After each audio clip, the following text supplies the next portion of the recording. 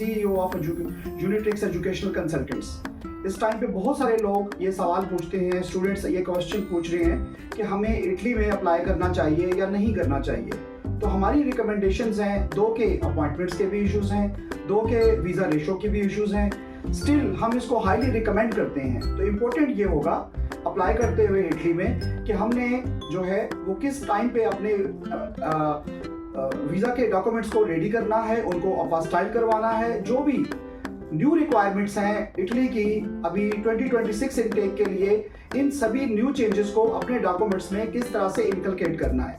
Second जो important point है Italy में प्रोसेस स्टडी वीज़ा का अप्लाई करने के लिए, वो इम्पोर्टेंट है कि हमने अपने फाइनेंशियल डॉक्यूमेंट्स को किस तरह से अलाइन करना है, या अपने फाइनेंशियल डॉक्यूमेंट्स को स्पेशली बैंक स्टेटमेंट में अपनी ट्रांजैक्शंस का जो है वो प्रोसीजर वो किस तरह से होगा, उसको ट्रांजैक्शंस हमने किस तरह से रेगुलर बेसिस के ऊपर हमने करनी है। तो इम्पोर्टेंट ये होगा कि जो भी स्पॉन्सर होंगे उन स्पॉन्सर के पॉइंट ऑफ व्यू से जो ट्रांजैक्शंस हैं उनके ऊपर अभी से ही काम होना चाहिए।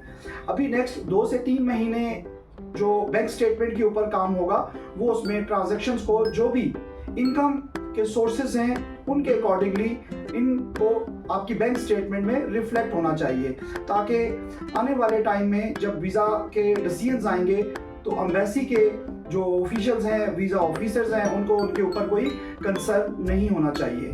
तो सिर्फ ट्रांजैक्शंस की को रेगुलर होना इम्पोर्टेंट नहीं है, बल्कि इसके साथ ये भी इम्पोर्टेंट होना है कि आप अपनी इनकम को कैसे प्रूव करेंगे कि ये इनकम वैलिड है और आपकी ये अर्न इनकम है।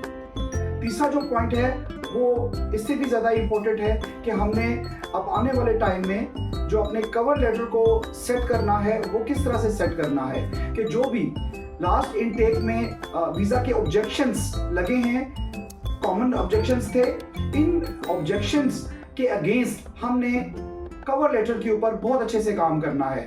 पहले जितने भी कवर लेटर लिखे जाते थे वो ऑलमोस्ट 80-90% सिमिलर होते थे, लेकिन इस दफ़ा में जो कवर लेटर है इनको बहुत अच्छे से बनाया जाना चाहिए। स्पेशली जो भी वीज़ा रिजेक्शन की कॉजेज़ अभी अप फ्रंट हुई हैं 5 से 6, इनके अगेंस्ट एडवांस में न सिर्फ वीज़ा के डॉक्यूमेंट्स सबमिट करवाने हैं, बल्कि कवर लेटर में इनको अच्छे से एक्सप्लेन करना है।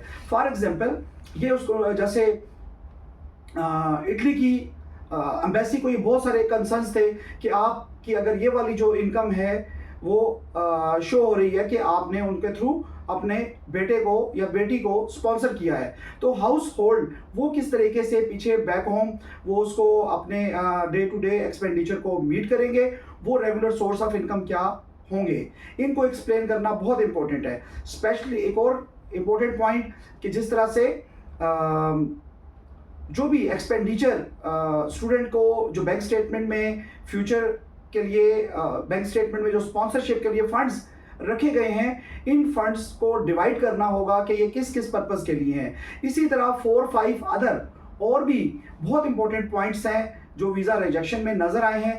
अगर इनको अच्छे से कवर किया जाए तो मैं समझता हूं कि इटली इस टाइम पे भी हाईली रिकमेंडेड है, हाईली पॉजिटिव है कि स्टूडेंट्स को फुली फंडेड स्कॉलरशिप्स में इटली में अप्लाई करना चाहिए, लेकिन एक अच्छी प्रिपरेशन के साथ। अदरवाइज जो है वो सेम इश्यूज अप फ्रंट हो सकते हैं। तो सभी स्टूडेंट्स को मैं बेस्ट ऑफ लक कहूँगा और आने वाली इनटेक में वेलकम करूँगा इनको, और इंशाल्लाह ताला आपका नेक्स्ट इनटेक नेक्स्ट साल पाकिस्तान से बाहर किसी अच्छे कंट्री में अच्छी यूनिवर्सिटी में होगा। Thank you very much, take care.